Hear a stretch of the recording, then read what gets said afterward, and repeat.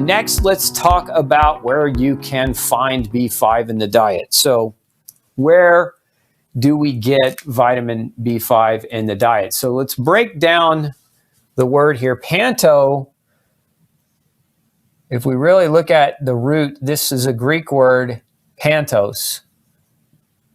Pantos means everywhere.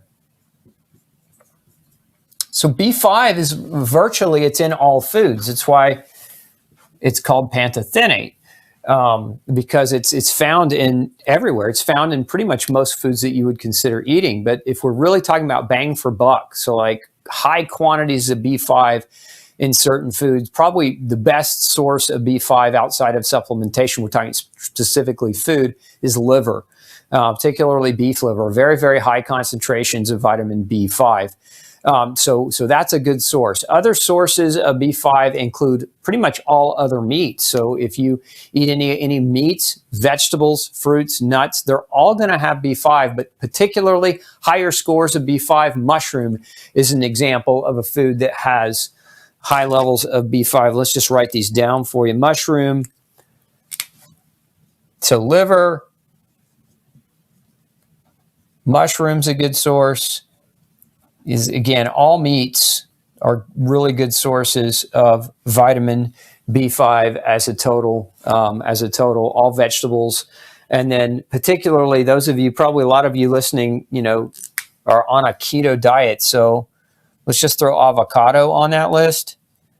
Avocado, most of you probably eating quite a bit of that. It's a really good source of vitamin B5 in the diet. So these are some, again, high quality sources of vitamin B5 that you can get. So again, most people don't just develop B5 overnight. It's usually a long, slow process of consistent chronic inflammation coupled with a lot of these other things that we've been talking about, right? That over time just continues to deplete the levels of B5 to the point where now your body is struggling biochemically to produce what it needs to help you function and maintain your capacity to cope with life and things in general. Now, I wanted to touch on another topic before we take questions, because there's a lot of hype around the treatment of different types of conditions using high dose vitamin B5, and one of them is acne. So, if we're talking about acne, there have been some really good research studies on chronic acne and vitamin B5. And some of these studies were double-blind, randomized, double-blind, placebo-controlled trials, which is kind of in medicine is considered the gold standard of research. So some studies are showing that high levels of vitamin B5 can actually improve acne quite prolifically. Like we can take somebody with severe inflammatory acne on high doses of vitamin B5 and see that the skin starts to clear. Now you've got to get upwards of 5, 10, even as much as 20 grams of vitamin B5 to achieve some of those doses. The good news is that there's really no known toxic level of vitamin B5. I mean, if you get up higher than 20 grams a day, you're probably shoving down a pretty hefty amount of B5 bottles per week. So you probably it's probably just not a good idea in general to think of doing that.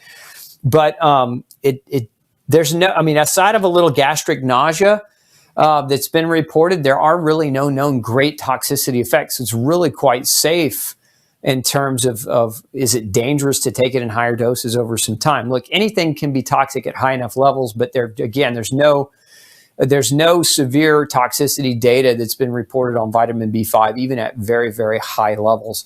Something else that you'll see people doing with vitamin B5 is rheumatoid arthritis. So if you suffer with rheumatoid, RA, there have been some really good research studies that show that people with RA, which is a chronic inflammatory autoimmune disease, do really, really well and have a reduction in pain and morning stiffness when they're taking higher doses of vitamin B5. And if you think about it, that goes back to what we've been talking about with this cortisol connection, right? How does your body basically protect you from excessive inflammation? It does so with cortisol, your body's natural fire truck. So B5, taking this in conjunction with rheumatological disease, the potential for it to improve your body's ability to make its own cortisol and fight your own inflammation and pain, very, very, research is backing that up. So again, RA and B5 is one of those connections. And then there's another one, which I don't recommend doing unless you have something called hyperlipoproteinemia or familial hyperlipoproteinemia, is people that have what they think is elevated cholesterol. And again, if you don't know what that means, go back and watch my crash course on cholesterol. I don't have time to get into all the ins and outs of cholesterol tonight, but some people are using this form right here. So this form, pantethine,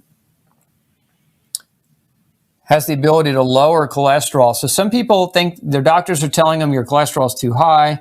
And so then this is one of the natural options that they're diving into to use to help reduce, their cholesterol, with a natural substance. And it works. It can lower cholesterol. It can lower triglycerides. There's research that backs this up. So yes, it can. Although remember, what is and what is not high cholesterol is the thing I want you to go learn about, because, some doctors will tell you that if your cholesterol is above 200, that it's too high. I think that's preposterous and ridiculous. But again, go watch my video on cholesterol if you want to learn more about that. Hey, don't forget to check out the rest of the series right here. Make sure you hit subscribe below. And as always, thanks for tuning in.